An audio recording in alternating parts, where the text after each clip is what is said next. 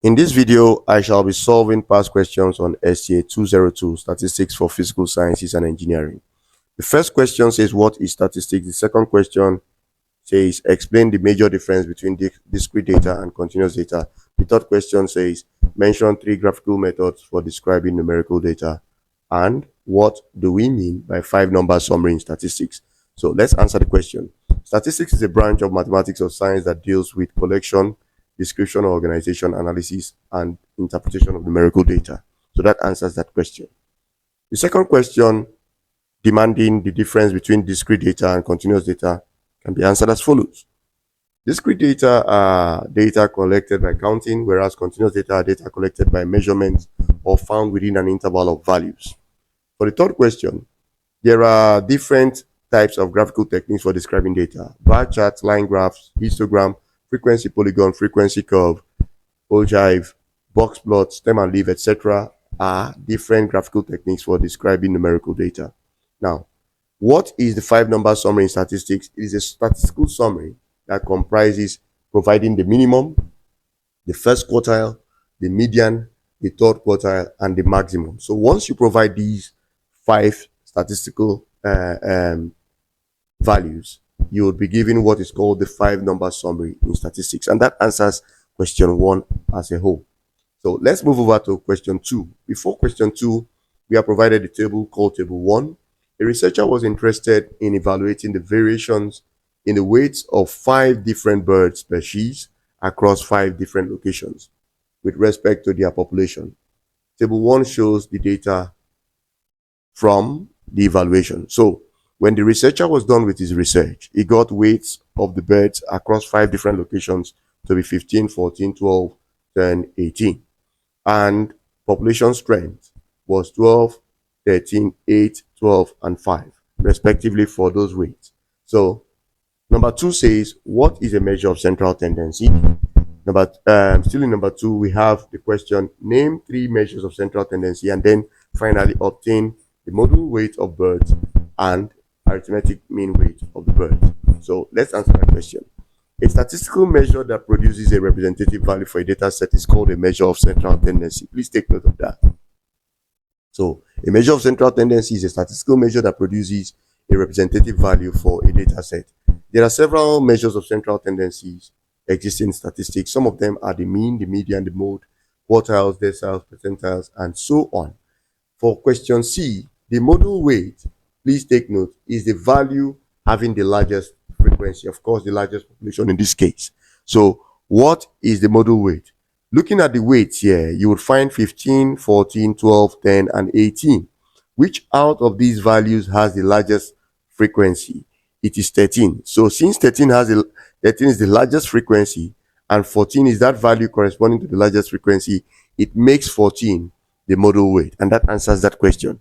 Now, to get your arithmetic mean, we have formed this table where we have summed the total frequency being 50, and we've gotten summation FIXI being 668. So how do you get your arithmetic mean? You divide summation FIXI by summation FI, and that will give you 13.4 approximately, and that answers question 2 generally.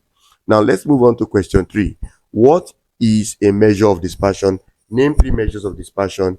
Get A, the variance of weights, and B, the standard deviation of weights in table 1. So what we shall do here will be to define a measure of dispersion. It is a statistical measure that evaluates the gap between a representative value produced by a measure of central tendency and the data entries in the data set. There are several measures of dispersion. Mean deviation is a measure of dispersion. Absolute mean deviation, variance, standard deviation, interquartile range, semi-interquartile range, etc. are all measures of dispersion. So you can answer that question from there. Now, for you to get the variance, of course, you must find your arithmetic mean, and we've gotten the arithmetic mean to be 13.4 as seen in the table above. But this table is required, this new table here. So in this new table, I have expanded the table above to getting xi minus x bar, where you subtract the mean, the arithmetic mean, from all your xi values. So 15 minus 13.4, 14 minus 13.4, 12 minus 13.4, 10 minus 13.4, and 18 minus 13.4 will give you all the values you have under deviations from the mean.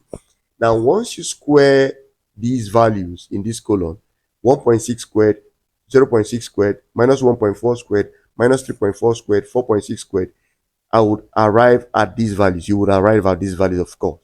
Now, obtaining this column means using these values in this column to multiply your fi values in this column. So once you do that, you are going to get these values. So let's take an example. 12 times 2.56 will give us 30.72. 13 times 0.36 will give us 4.64. 8 times 1.96 will give us 15.68. 12 times 11.56 will give us 138.72.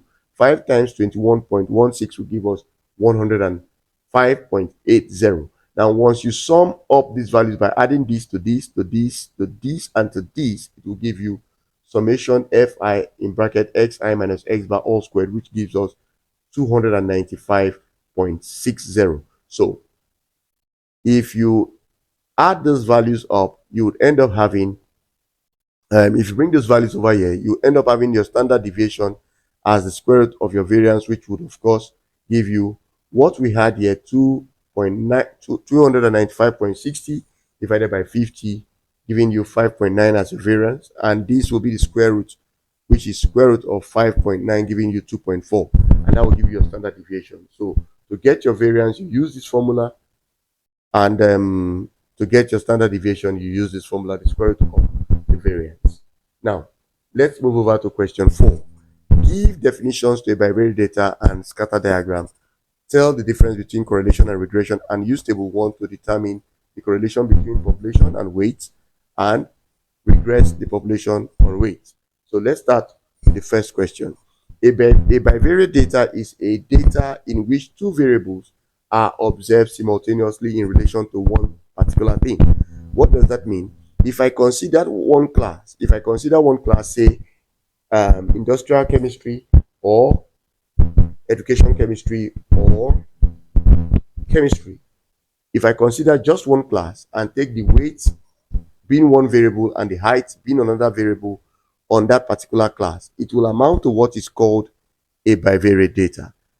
So a bivariate data is a data in which two variables, say height and weight, are observed simultaneously in relation to one particular thing, say class chemistry, class industrial chemistry, or class education chemistry. Now, what is a scatter diagram? Once you plot a bivariate data, it will give you what is called a scatter diagram. So it makes a scatter diagram the graph of a bivariate data, where height can be your vertical axis and weight can be your horizontal axis, or vice versa. Now, let's come to the next definition. Correlation is a statistical concept that describes the relationship between variables in relation to the strength or weakness. Now, let's say we want to consider what the strength of the relationship between weight and population is. That will be described by the concept correlation. However, if you want to model the relationship between weight and population, or height and weight, whichever two variables you consider, that will be done by this concept called regression. So, next question says obtain the correlation between, in this case, weight and population. So, for us to do that, we will be using this formula. This formula is specific because this is supposed to be n, but my n in this case is 5. And this formula is called Pearson's correlation coefficient. So the formula demands that we find Fixi and sum it up. Fi, sum it up, Xi, sum it up, and then take the square root of Fi squared minus this all squared, Fi all squared, okay? After multiplying this by 5, Xi squared, and then Xi, summation Xi all squared. So we've already obtained these results in the table below. So notice that I have gotten another variation of my table where I take the sum of all Xi squared and I take the sum of all Fi squared, okay? So that will give me this result, and Fixi was obtained earlier on as this. This time around, I'm obtaining summation Xi as 69. So holding on to these values, the sum of all these values, and coming back over here, you end up having this, okay? You end up having this to be 5 times 668 minus 50 times 69 divided by the square root of 5 times 546 minus 50 all squared minus 5 square root of times the square root of 5 in bracket 989 minus 69 all squared. So if you simplify this properly, as you can see here, here, you would end up having minus 0.5 approximately. So now let's go to the last question under that problem. We are asked to model the relationship. How do we model the relationship? This is a simple linear regression where F is the population, X is the weight. So we are asked to regress population on weight. And that means establishing the relationship F equals AX plus B. So take note that these are estimates. A is an estimate of the parameter and B is the estimate of the parameter. So what is A? A can be obtained using this formula, and take note, all we have here in this formula have been shown in this table. Okay, we have these results here that will help you in that formula. So that will give us minus 110 all over 184 when you simplify this, and that will give us minus 0.6 approximately. Now, obtaining the mean of X will give us 13.8. Obtaining the mean of F will give us 10. And putting that to get our B, your B is, take note, F bar minus A times X bar, and that will give you 10. Minus times minus is plus, so you end up having plus 0.6 times 13.8, which gives you 8.3. Adding 8.3 to 10 will give you 18.3. And putting the values of B and A back into this regression, this a simple linear regression, will give you F equals minus 0.6 X plus 18.3.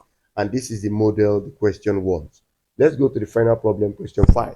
What is the probability that when a fair coin is tossed thrice, a head will show up twice? Tell the difference between student's t-test and ANOVA, and then finally test the hypothesis that there is no significant difference between weight and population of birds at a 0.05 level of significance. So we have answered that question here. Now, P is the probability of head showing up.